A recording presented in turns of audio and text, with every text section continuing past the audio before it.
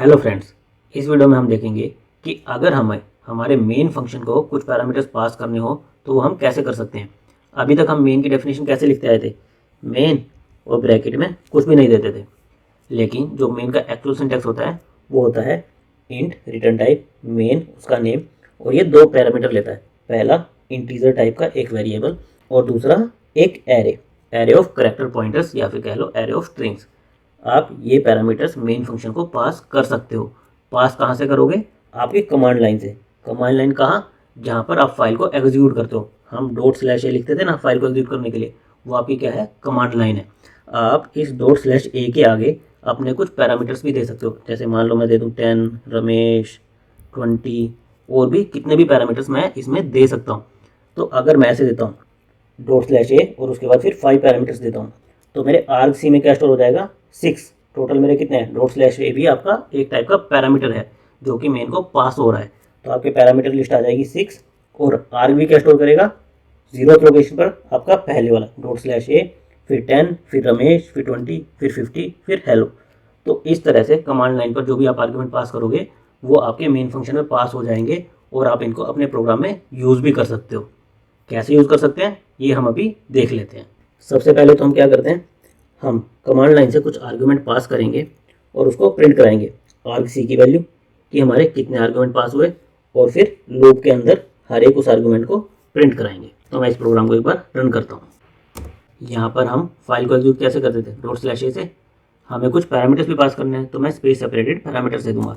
जैसे 10, रमेश, 20, हेलो, 30। यहाँ पर मैंने डॉट स्लैश ए के साथ 5 पैरामीटर्स और दे दिए। हमने मेन में क्या प्रिंट कराया था? आर्गुमेंट का काउंट। तो हमारा कितना आना चाहिए? 6। और फिर उसके बाद हर एक आरबी वेक्टर का कंटेंट प्रिंट कराया था, तो हमारा यही 6 के 6 कंटेंट प्रिंट होने चाहिए। तो जब मैंने रन किया तो यहाँ पर हमारा आर्ग सी में क्या आ गया? 6। डॉट स्लैश मेरा किससे रिप्लेस हो गया? मेरे फुल फाइल पाथ से। मेरी फाइल यहाँ पर पड़ी थी, ये डॉट स्लैश मेरी इस पाथ पर पड़ी थी, तो ये पूरा का पूरा पाथ प्रिंट हो गया। फिर 10, फिर रमेश, 20, हेलो, 30। तो मैं अपने प्रोग्राम के अंदर जो भी मेन को पैरामीटर पास कर रहा हूँ मेरी कमांड लाइन से, उनका यूज़ भी कर सकता हूँ। अभी हम इसका यूज़ कैसे देखेंगे। हमने जो फाइल कॉपी के प्रोग्राम बनाए थे, प्रोग्राम में फाइल का नेम स्पेसिफाई ना करने के बजाय हमारी कमांड लाइन से सोर्स और डेस्टिनेशन इन दो फाइल का नेम भेजेंगे। तो एक बार प्रोग्राम देख लेते हैं। हम प्रोग्राम को रन करते हुए डॉट स्लैश ए इस तरह से एग्जीक्यूट करने के साथ साथ इसमें सोर्स फाइल और टारगेट फाइल ये दो फाइल का नाम भी देंगे। इससे क्या होगा, जो भी सोर्स फाइल का कंटेंट होगा वो आपकी टारगेट फाइल में कॉपी हो जाएगा।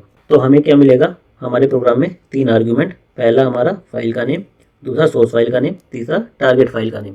तो सबसे पहले तो हमने क्या चेक किया है कि अगर हमारा आर्ग्यूमेंट काउंट 3 नहीं है, यानी कि या तो 3 से ज़्यादा या 3 से कम है। 3 से कम है तो हमने ये फाइल के नेम स्पेसिफाई नहीं किए। 3 से ज़्यादा है तो हमने कुछ गलत पैरामीटर्स भेज दिए हैं। तो उस केस में क्या करो, यहीं से प्रोग्राम को एग्जिट कर जाओ। अदरवाइज़ क्या किया हमने, इन तीनों को जो हमने पैरामीटर्स पास किए उनको प्रिंट करा लिया। हमारा argument count 0th, 1st and 2nd parameter जो हमने पास किया। 0th आपका क्या होगा? ए। फर्स्ट क्या होगा? Source file. सेकंड क्या होगा? Target file. फिर हमने क्या किया, आर्ग्यूमेंट 1 में हमारी सोर्स फाइल थी, सोर्स फाइल को हमने रीड मोड में ओपन कर दिया। आर्ग्यूमेंट 2 में क्या थी? टारगेट फाइल, उसको राइट मोड में ओपन कर दिया। अगर कहीं भी फेलियर आया तो हम यहीं से रिटर्न कर जाएंगे। अदरवाइज हमें क्या करना है, सोर्स फाइल से एक एक लेटर रीड करना है और टारगेट फाइल में कॉपी कर देना है। तो वही हमने इस फाइल लूप में किया है। हमने एक एक कैरेक्टर फाइल पॉइंटर से रीड किया है और चेक किया है। जब तक हमारी फाइल का एंड नहीं आ गया तब तक क्या करो, उस कैरेक्टर को हमारी टारगेट फाइल में राइट कर दो। तो इस लूप के थ्रू हमने उस फाइल को कॉपी कर दिया है। तो हमारा सारा प्रोग्राम क्या रहा? सेम रहा। लेकिन अब हमें हमारे प्रोग्राम में यहाँ पर फाइल का नेम नहीं देना पड़ा। हमने क्या दिया? arg1, argv2। तो इसका बेनिफिट क्या है? इससे बेनिफिट ये है कि हम प्रोग्राम को कंपाइल एक ही बार कर सकते हैं। मान लो मैंने एक बार इस प्रोग्राम को कंपाइल कर दिया तो मेरी क्या बनेगी? एक एग्जीक्यूटेबल फाइल बनेगी। फिर मैं इसको एक तरह से कॉपी यूटिलिटी की तरह यूज़ कर सकता हूँ। मैं क्या करूँ, मान लो फर्स्ट टाइम मुझे डॉट स्लैश ए इसके थ्रू फर्स्ट फाइल को सेकंड फाइल में कॉपी करना था, तो मैं सीधा प्रोग्राम को कंपाइल किए बिना डॉट स्लैश ए 1 और 2 ये लिख दूँ तो क्या होगा, मेरा फर्स्ट फाइल सेकंड में कॉपी हो जाएगी। फिर मान लो मुझे एक और फाइल, मेरी फाइल का नाम मान लेता हूँ मैं 3, मुझे 3 को 4 में कॉपी करना था, तो मैं फिर से बिना प्रोग्राम को कंपाइल किए, दोबारा बिना कंपाइल किए केवल रन करके और यहाँ पर हमारी फाइल का नाम स्पेसिफाई करके इसको कॉपी कर सकता हूँ। तो मैं डायरेक्ट एग्जीक्यूटेबल फाइल को as a copy utility use कर सकता हूँ। मुझे बार बार प्रोग्राम को कंपाइल करने की ज़रूरत नहीं है। क्यों? क्योंकि अब मेरी सोर्स और टारगेट फाइल मेरे प्रोग्राम के अंदर नहीं है, बल्कि मैं उन्हें कमांड लाइन पर यानी रन टाइम पर स्पेसिफाई कर पा रहा हूँ। तो एक बार हम इसको रन करके देखते हैं। अभी हमारे फोल्डर में मेन्यू ड्रिवन DBMS जो हमने लास्ट वीडियो में फाइल बनाई थी वो पड़ी है। हम इसको कॉपी करेंगे किसमें, 2.c। तो हमें कमांड लाइन आर्ग्यूमेंट पर क्या देना पड़ेगा, ./a हमारी एग्जीक्यूटेबल फाइल, उसके बाद हमारी सोर्स फाइल क्या है, मेन्यू ड्रिवन DBMS.c, और फिर टारगेट फाइल हम किस में कॉपी करना चाह रहे हैं, 2.c में। तो हमने ये नाम दे दिया। इसके बाद जब हम एंटर करेंगे तो क्या होगा, हमारी मेन्यू ड्रिवन DBMS फाइल हमारी 2.c फाइल में कॉपी हो जाएगी। और हमने प्रोग्राम के अंदर हमारे पैरामीटर्स प्रिंट भी किए थे।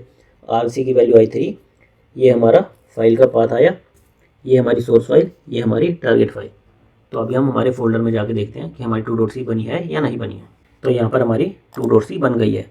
और अगर हम इसे ओपन करेंगे तो इसका कंटेंट सेम है जो हमारी मेन्यू DBMS.c का था। तो हमारी फाइल कॉपी हो गई।